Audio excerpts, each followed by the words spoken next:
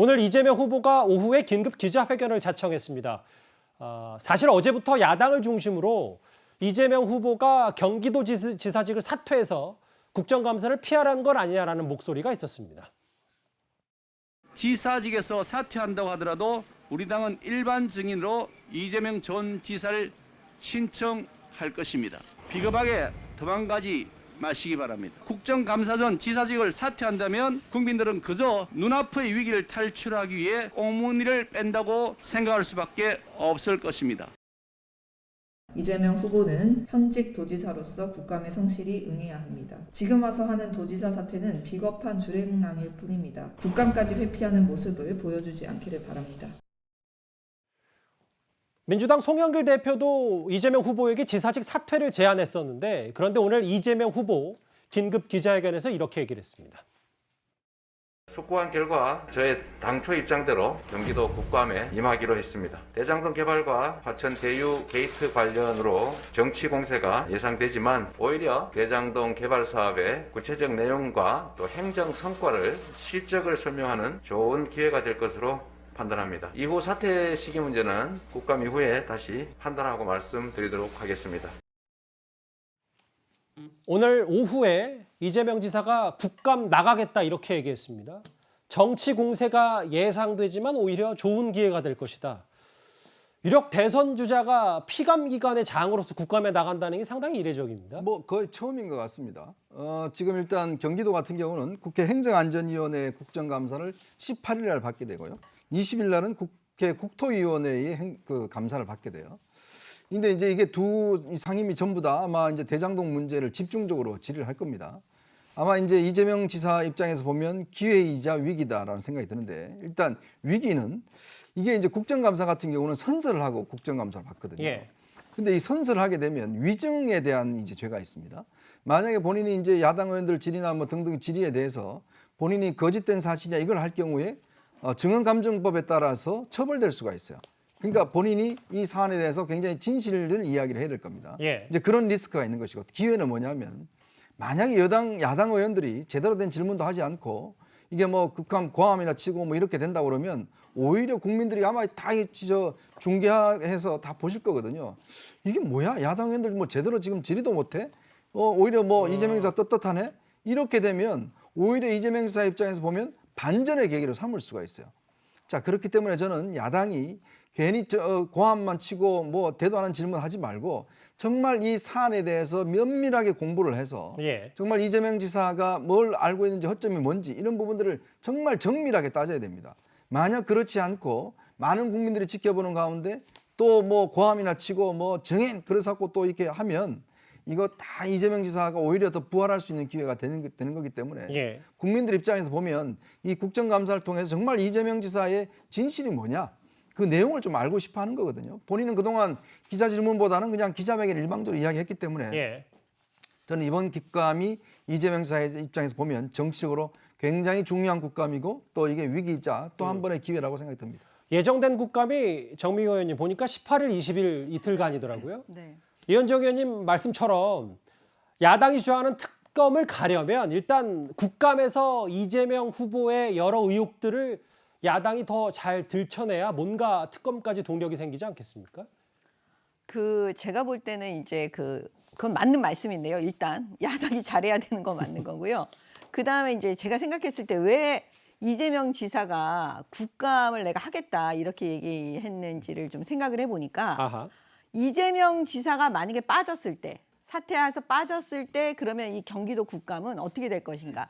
제가 볼 때는 이재명 지사는 자기가 통제할 수 없는 상황으로 갈 거라고 판단한 것 같아요. 그러면 사실 거기에서 본인이 의도하지 않는 대답들을 경기도 측에서 할 수가 있기 때문에 차라리 그냥 내가 국감을 수행하고 내가 통제하는 그런 발언들을 하는 게 맞겠다라고 생각한 것 같고요. 예. 두 번째는 뭐냐면 이재명 지사는 본인이 굉장히 말씀을 잘한다고 생각하는 거죠. 국민들을 내가 설득하고 뭐 이런 거에 굉장히 말씀을 잘한다고 생각하니까 이 국감장을 이용할 수 있다라고 생각할 수 있을 것 같아요. 왜냐하면 국감은 국감입니다. 수사가 아닙니다.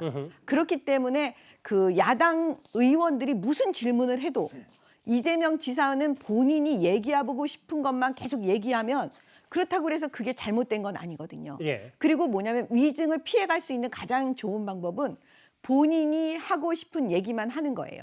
질문에 대답을 할 이유가 없어요. 그냥 자기가 하고 싶은 얘기만 쭉 하면 위증 문제도 해결할 수 있기 때문에 제가 볼 때는 이재명 지사가 그것을 노리고 한 것이 아닌가 그런 생각이 듭니다. 예. 좀 간단하게 반박을 안 할 수가 없는데, 예. 예, 저도 사실은 이제 방송 토론팀에 있었는데 토론하면서 항상 하는 얘기가 그래요. 이재명 후보님 그 토론 잘한다고 절대 생각하지 말아라. 예. 보니까 아니더라. 실수도 많이 하고 그 얘기 항상 했거든요. 그러니까 본인도 이 토론 못한다는 건 이제 알고 있고요. 예. 오히려 이제 뭐 지금 뭐 통제 못한다 그러는데 만약에 부지사들이 오면요, 아 이거 내가 결정한 거 아니다, 지사님 결정한 거다 하면 되는 거예요. 예. 그러니까 오히려 아무도 관심 안 가는 국감이 될 것이다. 오히려 국감을 피하지 않겠다. 오히려 지금 나와서도 문제고 안 나와서 문제라는데 저는 전국을 택하는 게 맞다. 왜냐하면 모든 국민들이 지금 국감이요, 특감 할 거냐 말 거냐 해서 지금 2주 지나가는데 아무것도 한 게 없어요. 다음 주가 마지막이거든요. 예. 그나마 이제 국회에서 특감하면은 다음 주 경기도 특감이 국정감사가 국감이요. 그나마 좀 이제 국감다운 국감이 될 거라서 저는 뭐 본인의 어떤 그런 것보다는 어쨌든 해명을 하겠다, 본인 의지대로 이런 의지인 것 같습니다. 신 의원님, 국감에 앞서서 오늘 성남시 의회에서 뭐 움직임 하나가 있었는데 그런데 대장동 특혜의혹 행정조사 요구건이 부결이 됐더라고요. 성남시 의회에서요. 글쎄, 이 사건에 관한 한 사실은 성남시가 제일 많이 알고 있고 정보도 거기 사실은 많겠죠. 그래서 이 행감에 대해서 얘기를 하는 사람들이 좀 있었는데 이건 뭐 당에서 막으라고 그러니까 이건 뭐 방탄이죠. 만약에 이게 제대로 됐더라면 뭐 여기서 굉장히 많은 얘기들이 또 흘러나올 수 있을 텐데요. 예. 이런 일의 경우에는 사실 감사원 감사나 국회 국정감사나 이런 거보다 이 지방의회 감사가 더 훨씬 효과적일 수 있습니다. 그런 점에서 아하. 이 감사를 하도록 허용한다는 것이 당으로서는 굉장히 중대한 결정이 될 수 있기 때문에 이건 예. 일단 막은 걸로 판단됩니다. 성남시 의회에서도 여당 반대로 일단 대장동 행정조사가 불발됐다는 오전 얘기까지 들려왔습니다. 저희가 이재명 후보와 관련된 여러 의혹들, 무효표 처리부터 이 대장동 특혜 의혹까지 국감 얘기까지 살펴봤는데요. 그런데 이재명 후보가 대선 후보로 선출되기까지 부인인 김혜경 씨의 물밑 내조도 다시 주목을 받고 있습니다. 저희가 화면을 준비했습니다. 세상에 나가서 본인이 하고 싶은 얘기 다 할 수 있게 그냥 뒤에서 받쳐주는 그런 쪽으로 내조를 했었던 것 같아요. 혼나지 않게. 근거들을 좀 분명하게 해주면 좋겠다는 생각이고 분명히 말씀드리지만 사실이 아닙니다. 제 아내도 옆에 있지만. 네. 마무리하시죠. 오늘 목적은 여러분들의 의견을 많이 듣고 또 의견을 또 전달하는 그런 자격으로 왔어요. 경기도에서 이재명 지사는 청년 기본소득을 했었어요. 성남시에서도 청년 배당을 처음 시작했고. 네, 고맙습니다. 네. 우리 이렇게 해야 돼.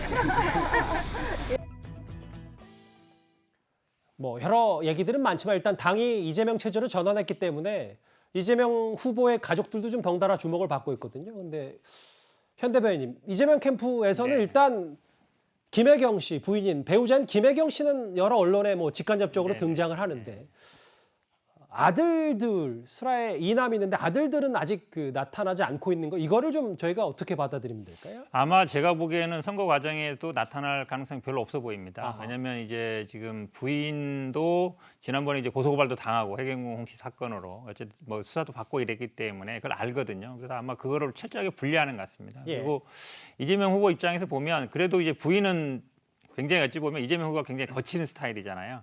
근데 성격은 좀 비슷해요. 활달하지만 그래도 부인 같은 경우는 좀 그렇지 않고 이재명 지사의 좀 거친 면을 좀 많이 좀 어찌 보면 다듬어 준다 그럴까요? 그런 면이 있거든요. 그래서 이미 뭐 알려져 있지만 아들들이 제가 보기에 뭐 선거 과정에 나오거나 그럴 가능성은 거의 없다고 보입니다. 앞으로도 이제 본경선 혹은 대선이 쭉 진행돼도 가족들 중에는 이제 김혜경 씨만 전면에 등장할 것이다. 이게 이제 정치인들의 고민인데요. 이제 예. 가족을 모두 나오는 경우도 좋지만 그게 결국 나중에 또 어찌 보면 또 설화에 시달리기도 하고 또 뭐 어쨌든 문제도 일으키는 경우도 있어서 예. 지난번에도 아마 뭐 경기지사 섞으면서도 있어서 그런 경험상 보기에 제가 보기에 아마 아들들은 선을 확실하게 이렇게 긋지 않을까. 그게 또 아들들 입장에서도 좋을 수도 있고요. 또 정치 참여 원하지 않는 자식들도 굉장히 많거든요. 예, 알겠습니다. 다시 불거진 명락대전과 함께 국감에 출석해서 정면 돌파를 선언한 이재명 후보에게까지 저희가 이재명 후보와 관련된 얘기 집중적으로 살펴봤습니다.